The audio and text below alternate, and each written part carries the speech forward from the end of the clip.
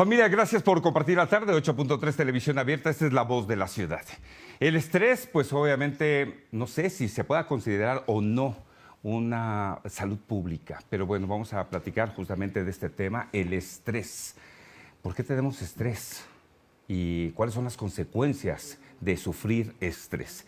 Y le damos la más cordial de las bienvenidas al médico cirujano y homeópata del Instituto Politécnico Nacional, Héctor Bolio Díaz, quien nos hablará justamente de este tema tan importante. Doctor, bienvenido a La Voz de la Ciudad. Juan, muchas gracias. Encantado de estar con ustedes. Muchísimas gracias. Doctor, el estrés.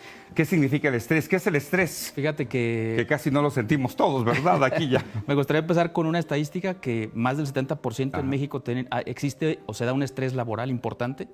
Existe un estrés físico y un estrés psicológico, que son cosas diferentes. Un estrés físico puede ser, por ejemplo, una infección, por dolor, etcétera, ¿no? Y el psicológico es el que tenemos todos ante una situación que no podemos superar, una actividad. Y me gustaría comentarle a la audiencia que sea una autoevaluación, la gente que nos está viendo. ¿Cómo podemos hacer esa autoevaluación? Sí, claro, Juan. Del 0 al 10, Del 0 al que 10. la gente que nos está haciendo el favor de ver nos diga qué tan cansado está, siendo el 10 el tope. ¿Sí? Por otro lado, el estrés, ¿qué tan estresados están el día de hoy? Esa es la pregunta para ellos. Igual del 0 al 10. Y pues les doy el punto, más de 8, Juan, puede estar el paciente en una crisis pues, física, obviamente, emocional, o las dos. Entonces van muy de la mano estrés, cansancio físico, estrés laboral. Y me gustaría compartirte también la definición de estrés. Me encanta, hay muchas definiciones. Sí. Sin embargo, traigo este cubo porque la definición de la física, insisto, me agrada, se define como la fuerza que yo aplico a un objeto para romperlo o deformarlo. Muy bien. Esa es la definición. Entonces, eso es lo que pasa con nuestros cerebros. También existe otro término interesante que se llama resiliencia. Es la capacidad del cerebro para hacer esto, hacer plástico. Se llama plasticidad. Pero, ¿y ahí no nos ataca el estrés cuando tenemos resiliencia? Es que el estrés, bueno, la resiliencia es esa capacidad para adaptarse, entonces el estrés no se va a quitar. A veces el paciente me dice, doctor, ¿me va a dejar en 0 de estrés? Le digo, no, usted necesita estrés para vivir, para cumplir sus metas, etcétera. Ahora, muy bien, doctor, ¿cuáles son los síntomas cuando empezamos, cuando ya tenemos el estrés? ¿Cuáles son esos síntomas que nos pueden determinar esa medida que nos acaba de mencionar? Claro, hay muchas manifestaciones, Juan. Sí. Desde caída del cabello, alteración del sueño, hay insomnio inicial, intermedio y final, dolores de cabeza, lumbares, etcétera, ¿no? Ya comentamos dolores de cabeza. Por ejemplo, los niños también, los niños somatizan. El adulto lo hace con más, lo subraya más, Juan. Pero si se acuerdan, desde pequeños, pues estamos bajo estrés, obviamente. Ajá. La alopecia, ¿verdad? También. Se cae el cabello, exactamente, en hombres y mujeres. Sí, terrible. La piel.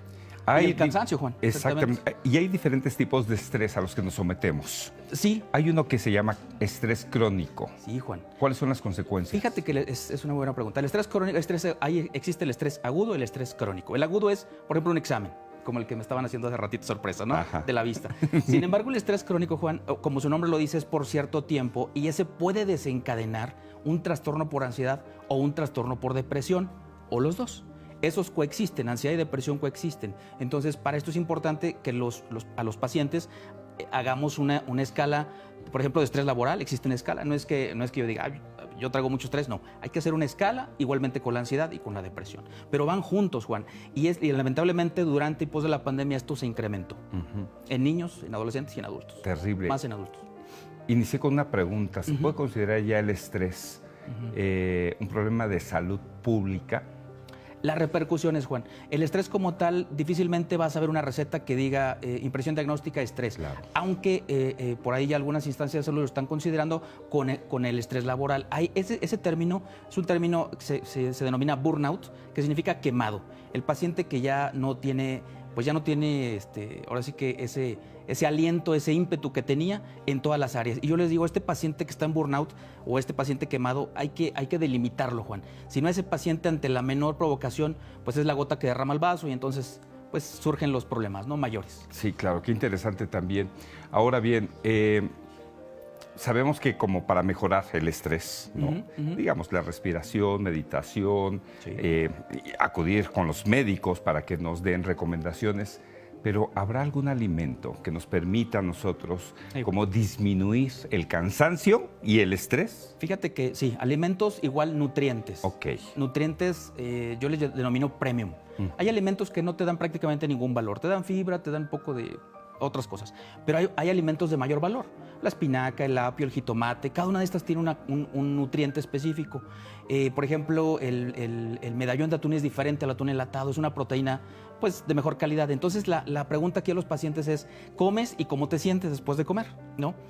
Y existe la posibilidad de que un buen alimento te cambie un poco esa química cerebral y como decimos, ¿no? Te comes por ejemplo, un caldo de pollo que tiene pollo, que tiene nutrientes, etcétera, y dices, oye, me sentí bien, pero generalmente la comida que ingerimos te hace sentir mal, te hace sentir inflamado, te hace sentir, etcétera, ¿no? Te hace Pesado. sentir pesado, exactamente, con sueño. Exacto, Así es. ¿no? Y sí, hay alimentos que a veces nos aligeran un poquito más. Sí. Ahora bien, el cerebro, platícanos, tú que eres doctor Sí. y que puedes comentarnos más sobre el cerebro.